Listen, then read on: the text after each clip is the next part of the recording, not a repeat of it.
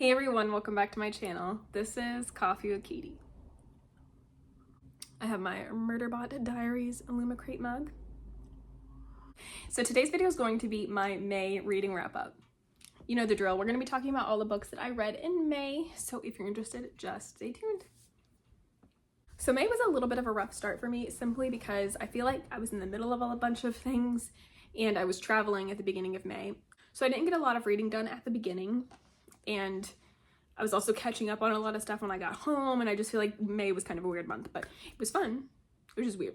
The first book that I read was Emily Wilde's Map of the Other Lands, which is the second book in the Emily Wilde series, and I absolutely loved the first one. I really loved this one too, but just not as much as the first one. It's still really good, but I think I gave this like a 4.5 stars instead of a 5 star. I still love the first one the most, but this one is still really good. I feel like there's not a lot I could say about the second book without spoiling the first book, but in this one, instead of writing an encyclopedia, she's kind of compiling a map of the other lands, and she's trying to kind of find secret ways into fairy, especially to help her comrade Wendell. And in this, there is a pretty heavy plot of him being kind of sick, which was really sad, and I think that's one of the reasons I didn't like this one as much, because it's still amazing, but the plot of Wendell being sick for most of it was just sad. I didn't like that. I like Wendell a lot. But we do get another character in this book that is her niece, I believe, which is super cool. I really liked that. I liked that there seemed to be more sinister and dangerous elements in this one, even though there were those in the first book, but I feel like there were more of those elements, themes, situations, different types of fairies. There was a lot more of that going on. I felt like the stakes were a lot higher. There was a lot more danger. So I liked that, and I'm really curious to see what's going to happen in the third book, because there is a third one. And I don't know if that's like the final book or it's going to continue, but the next one comes out in 2025, and it's the Compendium of Lost Tales. Don't know why I told you that, but I guess I said that because I'm curious about the third book. I'm obviously going to continue the series. I really love it. It's so good. So I really enjoyed this, just a little bit less than the first one. The next one that I read was Light of the Jedi by Charles Soule. I appreciated this. It's a Star Wars book. It's a High Republic book. I was kind of told, as you're looking at all the High Republic books, it can be a little bit daunting and it can be a little bit confusing to figure out which book you're supposed to start with. It's kind of hard to find a consistent, this is the first book, this is the second book situation, because some of them start before the events of this book, and it's just kind of all over the place. So it can be a little difficult to kind of narrow down where you need to be starting, where you need to be picking up a book to start reading the High Republic. But some of my Star Wars friends on TikTok said that they would recommend starting with this one. So that is what I did, and I appreciated this. It's kind of weird reading a Star Wars story when I don't really know the characters, because, you know, I'm a huge Star Wars fan, so I know all of the movies and all of like Anakin, Darth Vader, the prequel trilogies, I know the sequel trilogies, like I know all of those characters. So getting characters, and like the Clone Wars and Rebels, I know all of them. So getting characters you don't really know is really interesting. Obviously, like Yoda is mentioned and stuff, but most of the characters you're following are not mentioned in anything else. Media-wise, the books have just a lot more that's going on, but in like movies, TV shows, because this is the High Republic, this is the golden age of the Jedi, this is when the Jedi were like thriving and huge and just all that stuff. So I was a little bit out of my depth because it's not characters that I'm familiar with. I've been wanting to delve into the High Republic series for a long time, and I finally did, and I'm glad I did. It was good. I enjoyed getting the new characters and seeing species that we don't really get all of the time or aren't really talked about. I like seeing all the Jedi and all of the cool things they can do in the Golden Age that we don't always get to see later on. I look forward to reading more, but I will say that it was a little bit hard for me to get a grasp on everything with the names thrown at you for a little bit, because it's just like name, and they all are different species, but you don't necessarily know the species. And so it's kind of hard when it was throwing all of the information at you, because again, you're starting from ground zero, not a movie or not the characters you know. So that's kind of why I ended up getting the character encyclopedia and the illustrated guide to the world, so that would help me like grasp that a little bit more. But overall, the story was really fun. Can't tell you necessarily about the story, just because, again, it depends on where you start the different books on where you're at. But essentially, there is a looming threat, and the Jedi are kind of responding to these mysterious happenings that are taking a lot of lives. And then it ends up being this situation that may be evolving into more. Villain, I think, is pretty good, actually. He's a pretty interesting character. and the like syndicate that he has is interesting and very secretive and mysterious, as well as the different types of the Jedi. You get to see a lot of different perspectives in this book. There's a Padawan, multiple Jedis, multiple Padawans, just a lot of things going on. So you get a ton of perspectives, which can be a little bit jarring for a little bit, and you get like perspectives of random people that just end up dying, and it's kind of like Juiced from Six of Crows, where you're like following this perspective and then they die and you're just like, what? There's a lot of things like that going on, but overall, really enjoyable. Love Star Wars. I will continue. Not a lot more to say, so there you go. Oh, I gave this 4 stars. The next one that I read was I'm Afraid You've Got Dragons by Peter S. Beagle. This was not something I was planning on reading, but it popped up at the library for me to borrow it as an audiobook, and I really wanted to read it, so I went ahead and did that. I didn't really know what to expect because I never read The Last Unicorn or anything else by this author, so I wasn't really sure what was going to happen, but I knew there would be dragons involved, and so I was down. This was a fun little fairy tale type of story. The dragons are funny. They could range from really big dragons, which are really rare, to tiny little dragons. They're kind of seen in the plot of this book as like pests that are like infiltrating this castle, and they want like an exterminator. So it's a little sad, to be honest, if you like dragons. So from small pests to large threats, there are these dragons. I liked the story, but it's more of like a fairy tale pace where things are just happening randomly, things are being thrown at you. There's not like a linear plot, right? Where it's more of like happenstance and things are happening and you just pick up and you go and you do it. I'm not gonna say there's not a plot, because there is, right? But I feel like it's like Alice in Wonderland, kind of, not as severe, where it's just like she goes and does this and then she goes and does this, like that kind of fairy tale moment. And the things are just the way they are type of a situation, instead of like really explaining everything or like world building. It's just like, and this is this and this is why that is. Moving on, like, you know. It was humorous and it was an enjoyable short read. Again, I didn't really know what to expect. I felt like when I was reading it, the story was just kind of going in weird directions, but it was fine because it was a humorous kind of fairy tale. But like, I liked the way it was written a lot. The princess is like runs, and she's supposed to, I guess if you're like royalty higher up, you're supposed to be illiterate basically because they think it's beneath them, and she like hides in the woods and tries to write and like do things, and she has all these princes coming to like woo her, and she hates all of them, and then she finds one that is coming to woo her, and she thinks he's like the cutest thing ever, and so she's like, he must be mine. And the way that's written is really funny. But then she goes back to the castle and it's infested with dragons. She's like, everything has to be perfect. We have to get these dragons out of here.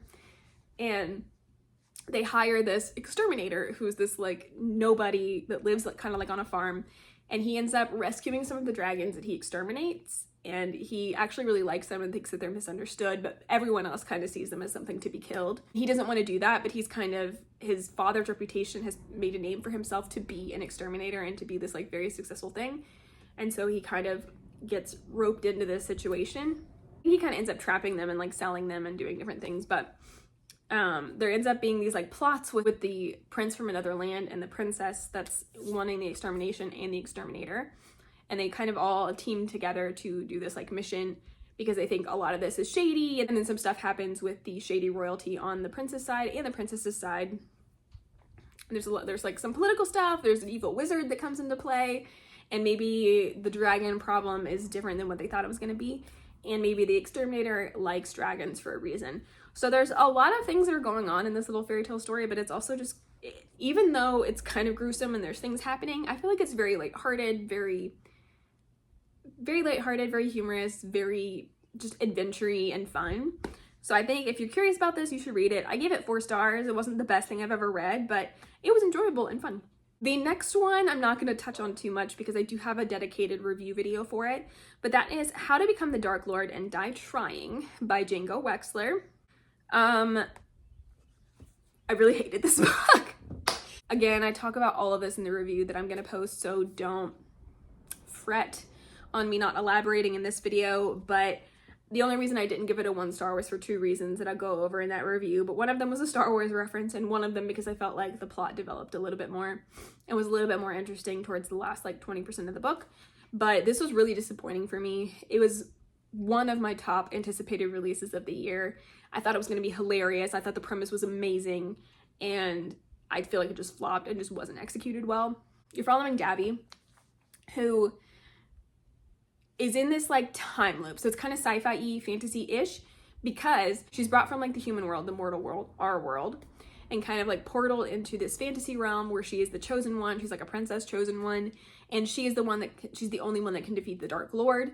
But every time she fails to do so and dies, the time loop restarts, and she starts up in the same situation. She wakes up, and then they tell her she's the chosen one, and she tries to defeat the Dark Lord. Been doing this for many lives, hundreds of years, and gets kind of like jaded and bitter towards it, and decides that if she can't beat him, she's going to join them, and she's going to become the Dark Lord instead.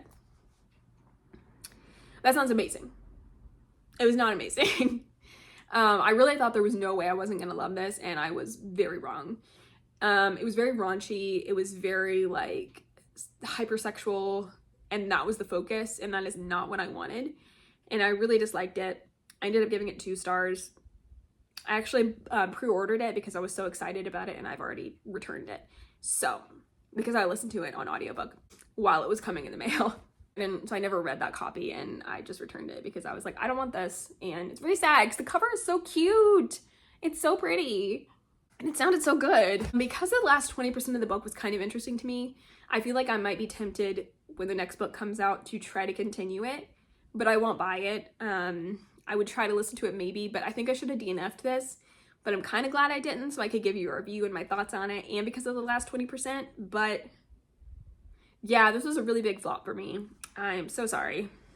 The next one that I finally finished was The Love Remedy by Elizabeth Everett.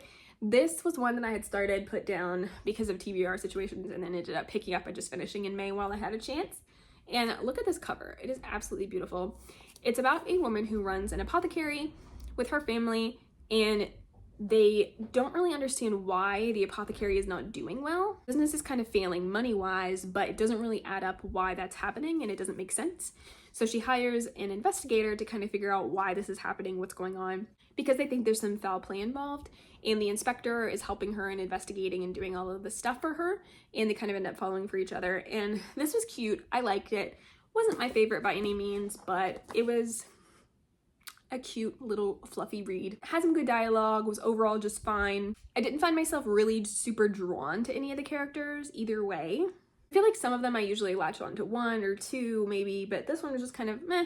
The characters are characters. And so the drama that was ensuing wasn't super enticing for me because I didn't care as much, but it was a cute, quick read, and I think if you're interested in it, you should pick it up.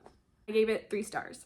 And last but not least, I read Damsel by Elena K. Arnold. This was one of the books that was on my Read It or Get Rid of It challenge that I posted, and it sounded really interesting. It's about a maiden who wakes up being rescued by a prince, but she has no memory of her time as a captive of the dragon, and he tells her that they're going to get married and this is their destiny and that she's a damsel and all of this stuff, and things maybe are what they seem, maybe more sinister than she thought.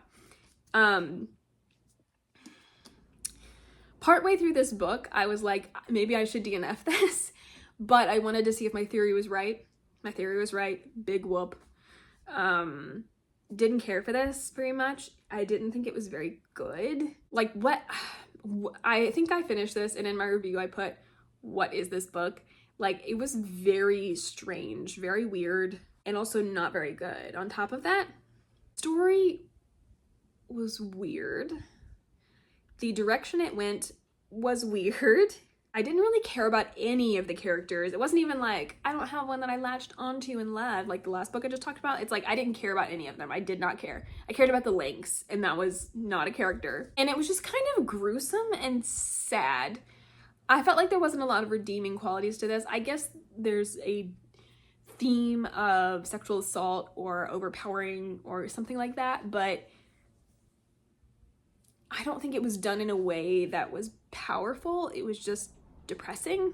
And oh yeah, sexual assault, great. There's like 3 instances of that, or attempting of it. And the way that it's described, like the end of the book, the way that he ended up rescuing her was described was disgusting. And the way that she resolves the situation is so weird and just not gratifying and just bizarre. And I really didn't like it. Like, nope. This whole thing was just kind of a flop for me. I'm glad I gave it a shot, but I have no problems getting rid of this now, thank goodness. So I'm gonna go ahead and do that, but not what I thought it was gonna be. Not very good. It's gonna be leaving my collection. I gave it 1 star. But those are all of the books that I was able to read in May. Please comment down below if you have thoughts of any of these books, if you've read them, if you wanted to read them, etc. Also love to know what your favorite read of May was, so please let me know. But as for now, that is it for today's video. Please like this video if you liked it, subscribe if you want to, and I will see you next time. Stay safe and caffeinated. Bye.